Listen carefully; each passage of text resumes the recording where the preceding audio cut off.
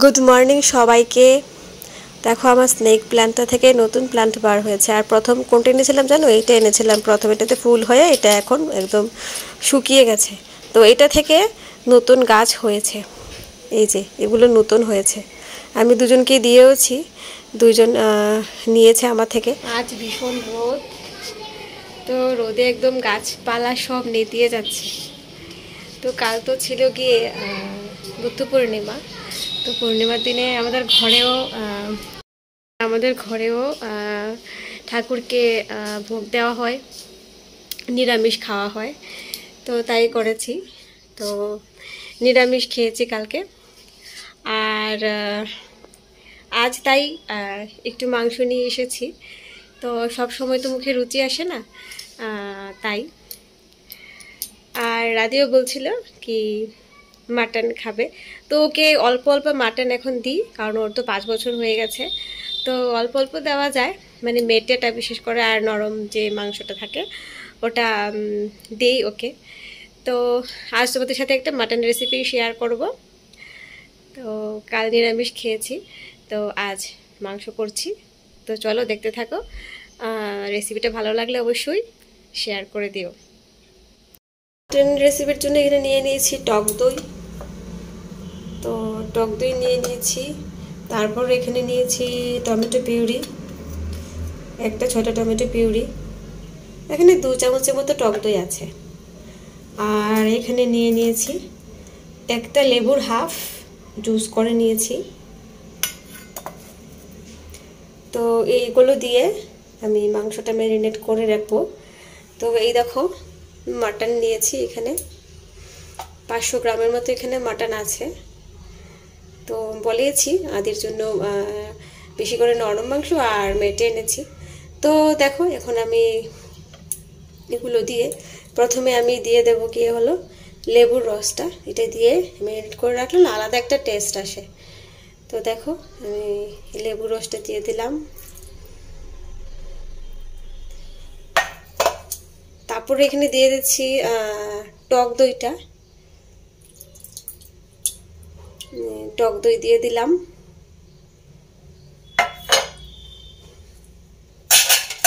দিয়ে এগুলো তোমরা হাত দিয়েও মেখে নিতে পারো, কোনো অসুবিধা নেই।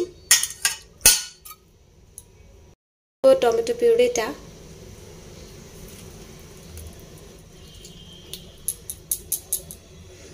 এগুলো দিয়ে বেশ কিছুক্ষণ ম্যারিনেট করে রাখবো। তো আমি হাত দিয়ে মেখে নিচ্ছি ভালো করে।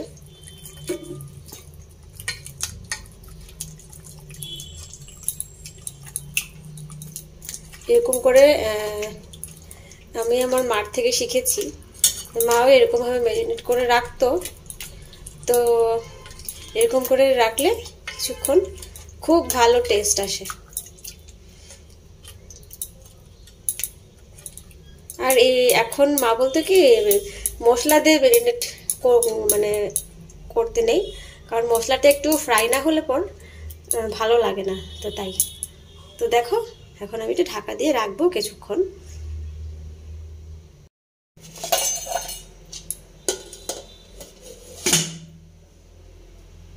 তো রেখে দিলাম।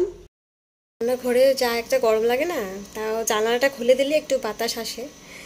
তো রান্না কষিয়ে আবার আদিকে চান করিয়ে এলাম। আদি বলছিল আগে আমাকে চান করিয়ে দাও, গরমটা বেশি তো তাই। তো চলো রান্নাটা করে নিই। তো এখন আমি কড়াই বসিয়ে দিয়েছি। আদিকে চান করাতে করাতে মাংস ম্যারিনেট হয়ে গেছে অনেকক্ষণ। তো এখন রান্না করে নেব। নিয়ে নিয়েছি আদা রসুন বাটা, এখানে আদা রসুন পেস্ট আছে। আর এখানে নিয়ে নিয়েছি ধনিয়া জিরে বাটা, ধনিয়া আর জিরে একসঙ্গে বেটে নিয়েছি। এখানে আছে কাজু পেস্ট, অল্প কয়েকটা কাজু এখানে পেস্ট করেছি। আর এই যে এখানে নিয়ে নিয়েছি বড় বড় করে আলু, একটা বড় সাইজের আলু। আর এখানে টুকরো টুকরো করে পেঁয়াজ নিয়েছি। এরকম পেঁয়াজগুলো মুখে পড়লে ভালো লাগে, তাই এখানে কাঁচা লঙ্কা, রসুন ফোড়নের জন্য, আর ফোড়নের জন্য পেঁয়াজ কুচি করে নিয়েছি। তো এই দেখো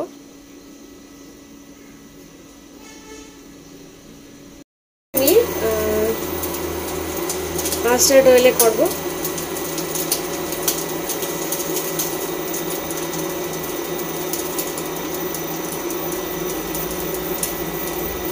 মাস্টার্ড অয়েলেই মাংস রান্নার টেস্টটা ভালো আসে। দেখো অল্প তেল দিয়েছি। এখন রসুন দিয়ে দেব। রসুন থেকে একটা সুন্দর গন্ধ বার হলে খুব ভালো লাগে।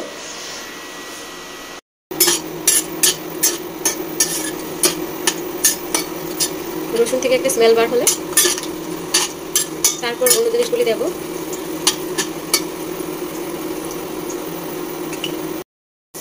একটু চেরা শুকনো লঙ্কা দিয়ে দিলাম, দিয়ে দিলাম তেজপাতা,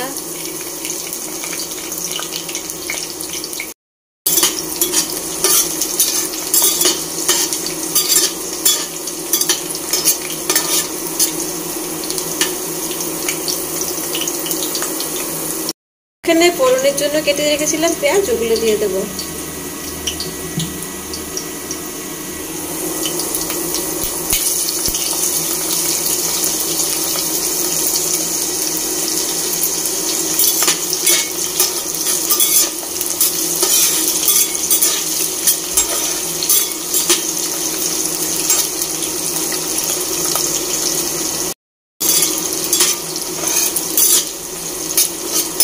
তো আমি আলুটা আলাদা করে ভাজা করছি না, এখন আলুটা দিয়ে দেব।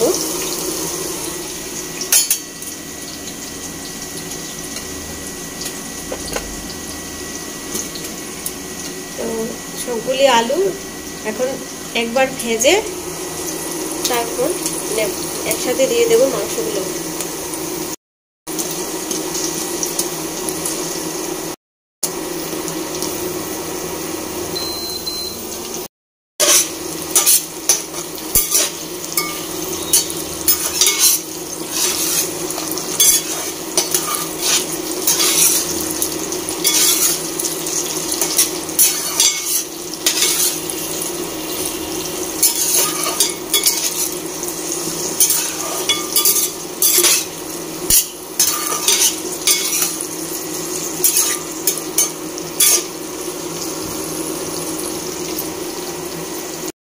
এখন দিয়ে দিলাম হলুদ গুঁড়োটা,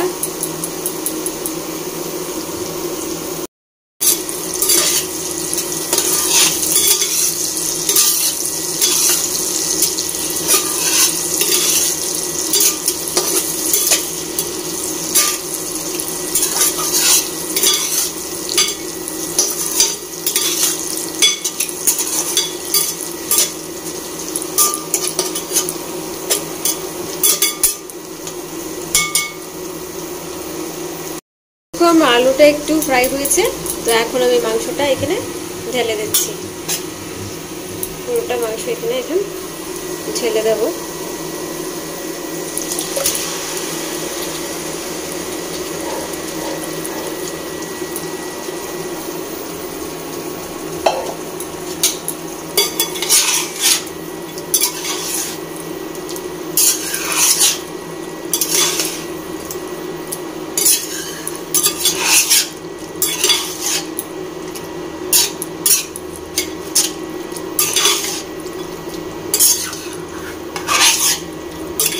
জল যা বার হওয়ার মাংস থেকে অলরেডি বেরিয়ে আছে, এখন আর কিছু দিতে হবে না, এখন ঢাকা দিয়ে নিলেই হবে।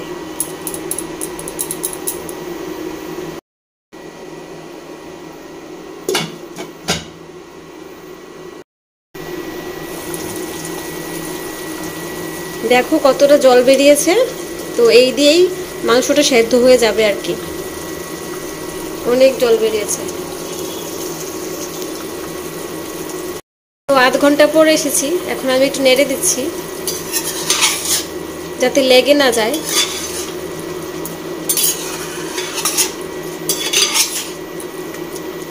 নেড়ে আবার ঢাকা দিয়ে দেব মাংস সেদ্ধ হওয়ার জন্য।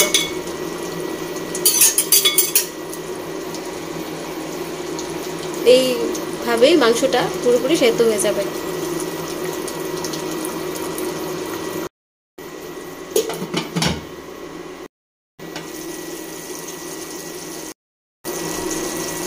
দেখো আরো 20 মিনিট পর এসেছি, আর কি সুন্দর মাংসটা সিদ্ধ হয়েছে দেখো, আর তেলটাও ছেড়ে আসছে।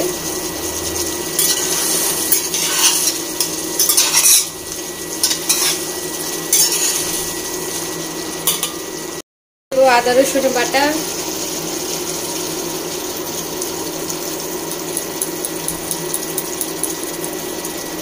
দিয়ে দেবো জিরে বাটা,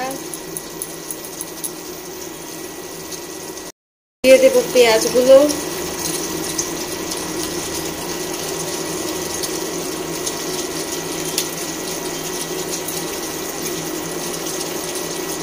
আর দিয়ে দেবো লঙ্কা।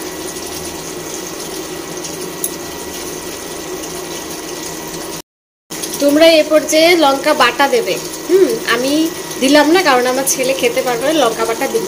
লঙ্কা বাটা দিবে, বাস একদম এত মুখরোচক খাবার হয়ে যাবে, আর কি বলবো।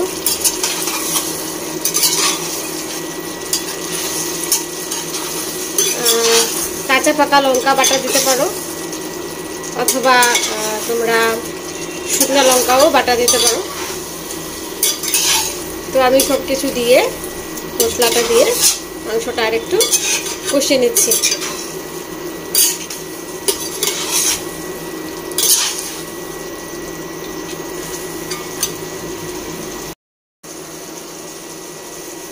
দিয়ে দেবো নুন,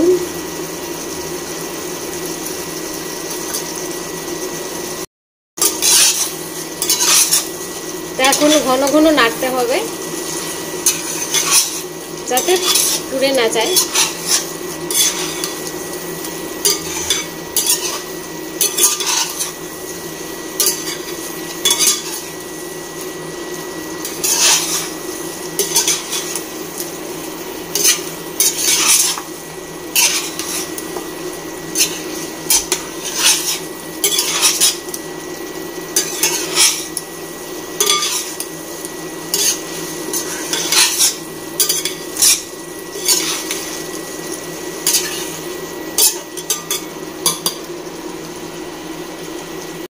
দিয়ে দেবো কাজু পেস্টটা,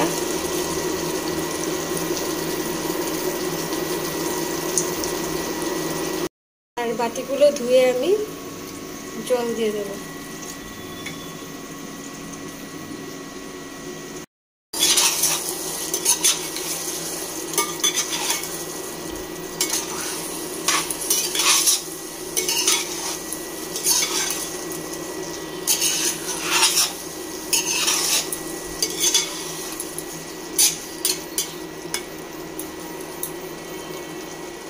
ভালো করে ফ্রাই হয়ে গেছে আমার মাংস।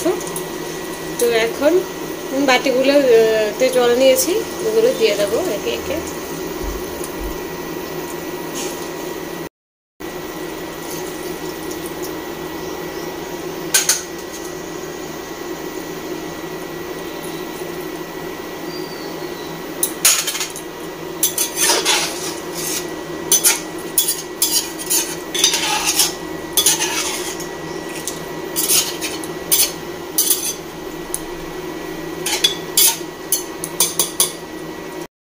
গরম মশলা গুঁড়ো দিয়ে নিচ্ছি।